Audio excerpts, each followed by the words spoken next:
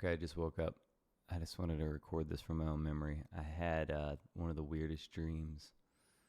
Um, I was trying to show Donald Trump VR. I was introducing him to VR, and he came over, and I was giving him the things. He was squeezing like really hard. I'm like, hold on, I don't, I know you could afford 10,000 of these, but I can't. Don't break it. And he was putting the helmet. He didn't. I don't think we ever even got all the way to the helmet. I remember there was some imperfection on my floor that he took a picture of. God, this is weird shit. But I told him, like I read this book about you years ago. I'm like, I don't even know. I said, what was your dad? Was a car salesman or something at first? And he said, no, he was a therapist. I'm like, oh, a therapist. I didn't know that.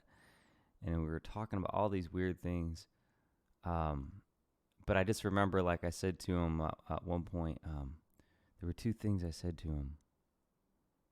Man, what was the first one? Oh,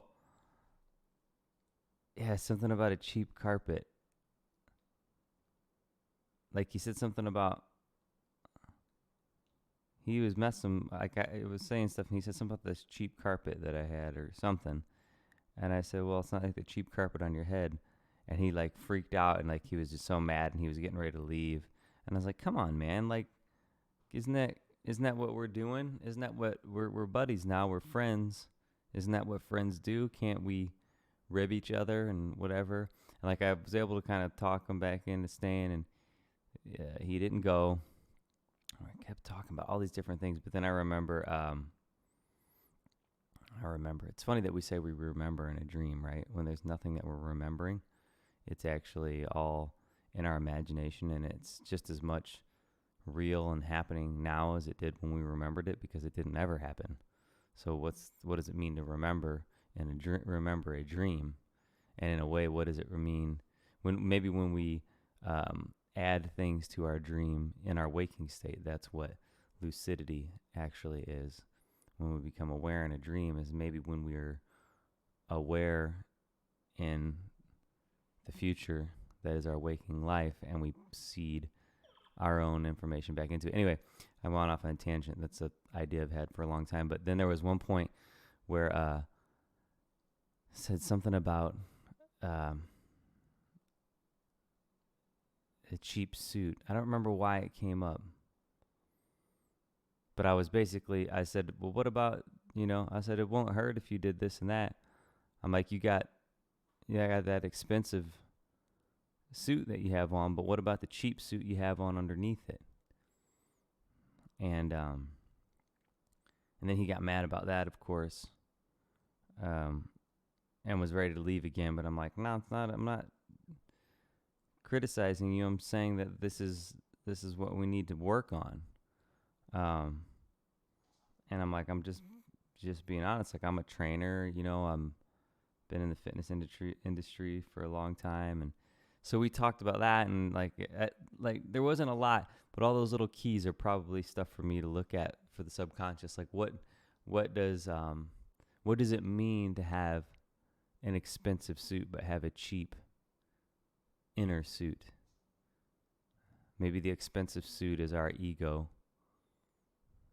And if our inner suit, the suit covering is flabby and flaccid because it hasn't been exercised, because we don't do work on our inner suit, which would be our spirit, our character, our soul, that we try and cover it up with an expensive outer suit, but we got to work on the inner suit. So. And so in that regard, maybe none of that applies to Donald Trump. It's just, I didn't have an actual conversation in relationship with Donald Trump. This is just something that happened in my dream, so it's something that's happening in my subconscious. But what if our waking reality is our collective dream, our collective unconscious, and that even in that regard, Donald Trump isn't an enemy. He's a figment of our imagination for us to find who we are, to look at any places where we have cheap rugs or cheap suits that cover up a reality that we don't want to look at. And again, so that I hope it isn't getting understood to be twisted that I'm criticizing Donald Trump right now. I'm not at all. It's like this is, there are archetypes, there are characterizations that kind of manifest in our dream states from our waking life.